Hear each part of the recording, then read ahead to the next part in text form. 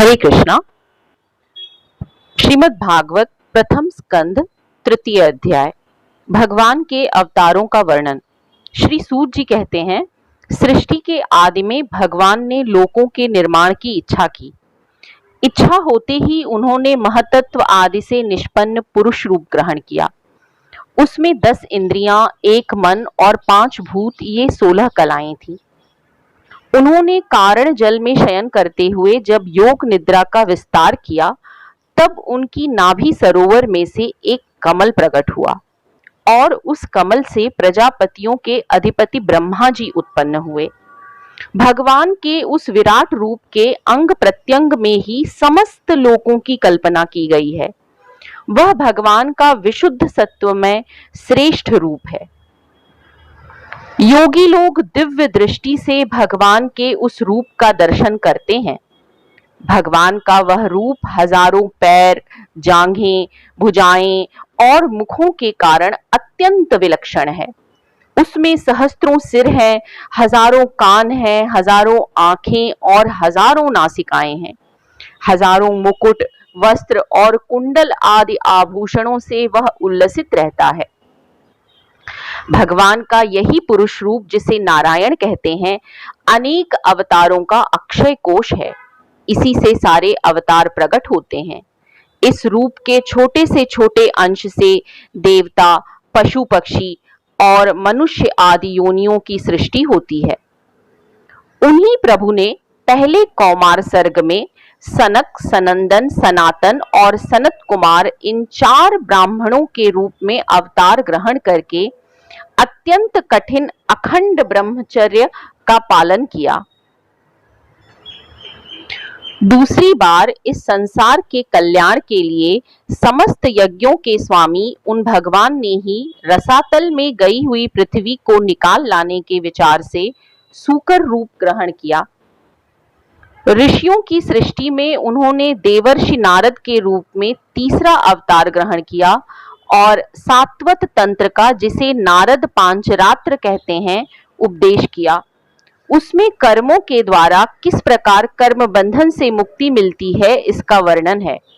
धर्म पत्नी मूर्ति के गर्भ से उन्होंने नर नारायण के रूप में चौथा अवतार ग्रहण किया। इस अवतार में उन्होंने ऋषि बनकर मन और इंद्रियों का सर्वथा संयम करके बड़ी कठिन तपस्या की।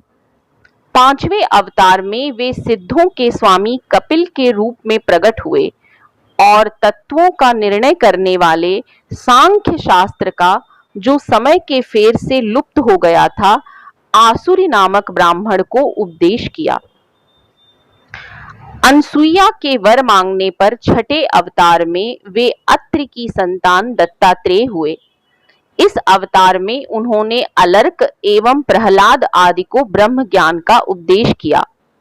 7वीं बार रुचि प्रजापति की आकूति नामक पत्नी से यज्ञ के रूप में उन्होंने अवतार ग्रहण किया और अपने पुत्र याम आदि देवताओं के साथ स्वयंभू मनवंतर की रक्षा की। राजा नाभि की पत्नी मेरु देवी के गर्भ से ऋषभ देव के रूप में भगवान ने 8वां अवतार ग्रहण किया। इस रूप में उन्होंने परमहंसों का वह मार्ग, जो सभी आश्रमियों के लिए वंदनीय है, दिखाया। ऋषियों की प्रार्थना से 9वीं बार वे राजा पृथु के रूप में अवतीर्ण हुए। शौनक आदि ऋषियों, इस अवतार में उन्होंने पृथ्वी से समस्त औषधियों का दोहन किया था। इससे यह अवतार सबके लिए बड़ा ही कल्याणकारी हुआ। चाक्षुष मनवंतर के अंत में जब सारी त्रिलोकी समुद्र में डूब रही थी, तब उन्होंने मत्स्य के रूप में 10वां अवतार ग्रहण किया और पृथ्वी रूपी नौका पर बैठाकर अगले मनवंतर के अधिपति वैवस्वत मनु की रक्षा की। जिस समय देवता और दैत्य समुद्र मंथन कर रहे थे, उस समय 11वां अवतार धारण करके कच्छप रूप से भगवान ने मंदराचल को अपनी पीठ पर धारण किया। सुरासुराणाम उदधिम मथनताम मंदराचलम ददने कमठ रूपेण पृष्ठ एकादशे विभुः। 12वीं बार धन्वंतरी के रूप में अमृत लेकर समुद्र से प्रकट हुए और 13वीं बार मोहिनी रूप धारण करके दैत्यों को मोहित करते हुए देवताओं को अमृत पिलाया। 14वें अवतार में उन्होंने नरसिंह रूप धारण किया और अत्यंत बलवान दैत्यराज हिरण्यकशिपु की छाती अपने नखों से अनायास इस प्रकार फाड़ डाली जैसे चटाई बनाने वाला सींग को चीर डालता है। 15वीं बार वामन का रूप धारण करके भगवान दैत्यराज बलि के यज्ञ में गए। वे चाहते तो थे त्रिलोकी का राज्य, परंतु मांगी उन्होंने केवल 3 पग पृथ्वी। 16वें परशुराम अवतार में जब उन्होंने देखा कि राजा लोग ब्राह्मणों के द्रोही हो गए हैं, तब क्रोधित होकर उन्होंने पृथ्वी को 21 बार क्षत्रियों से शून्य कर दिया।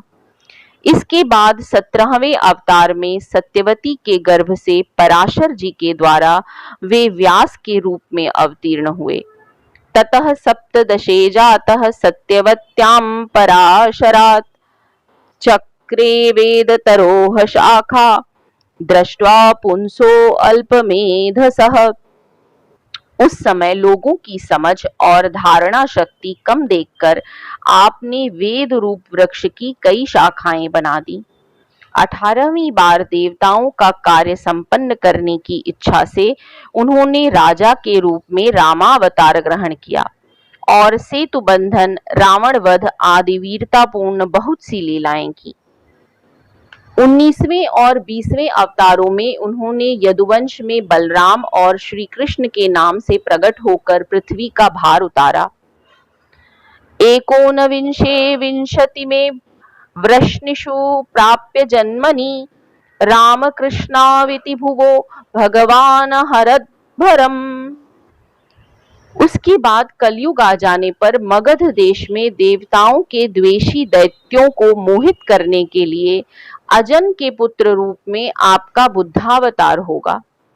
इसके भी बहुत पीछे जब कलयुग का अंत समीप होगा और राजा लोग प्रायः लुटेरे हो जाएंगे, तब जगत के रक्षक भगवान विष्णु यश नामक ब्राह्मण के घर कल के रूप में अवतीर्ण होंगे।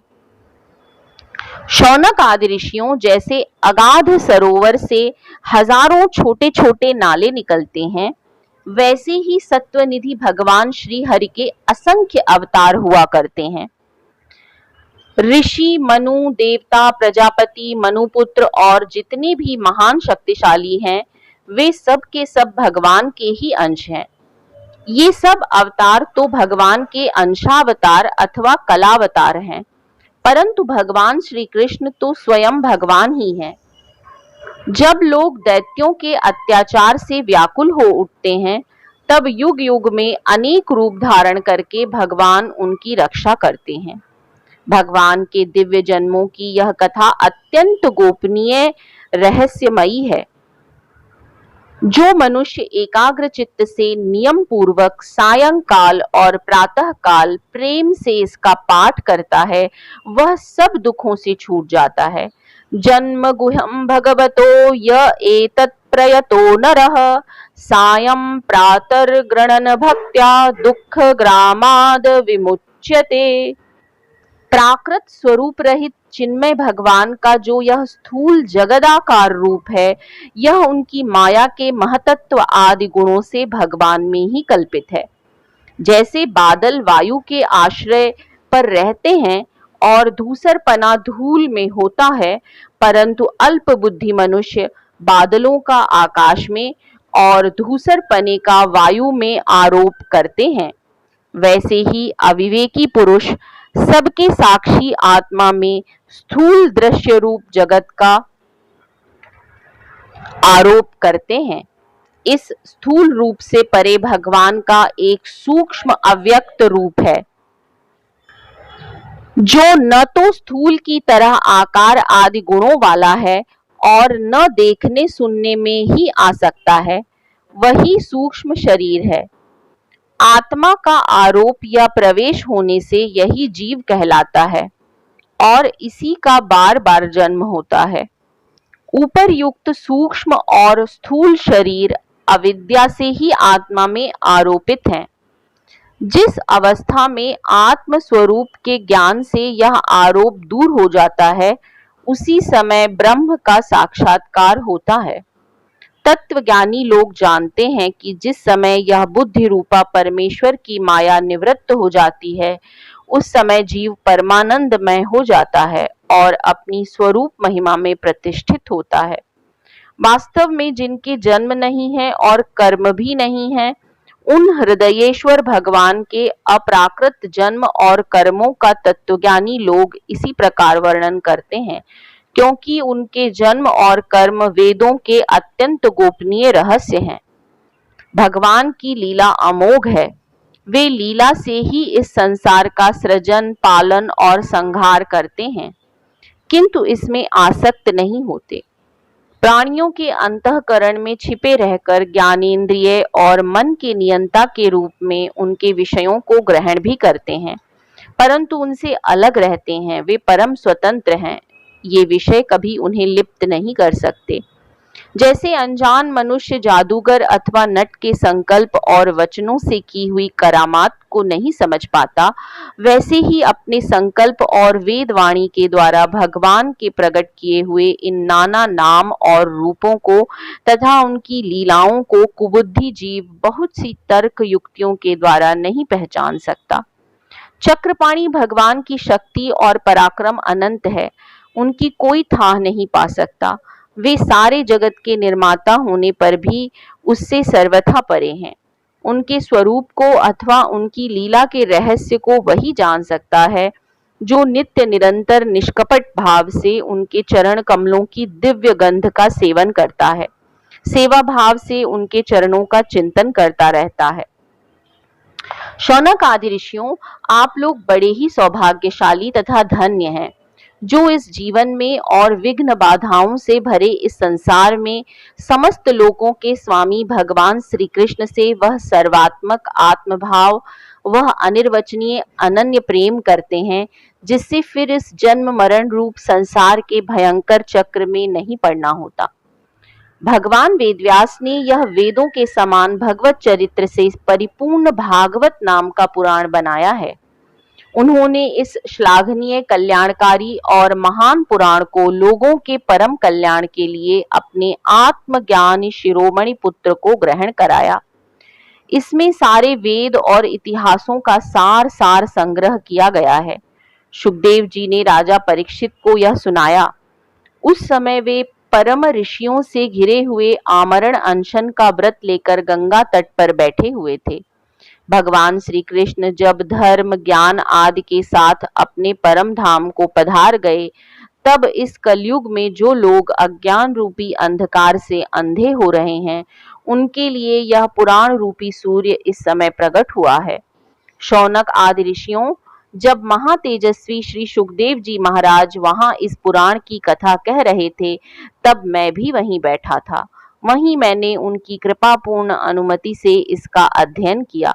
मेरा जैसा अध्ययन है और मेरी बुद्धि ने जितना जिस प्रकार इसको ग्रहण किया है, उसी के अनुसार इसे मैं आप लोगों को सुनाऊंगा।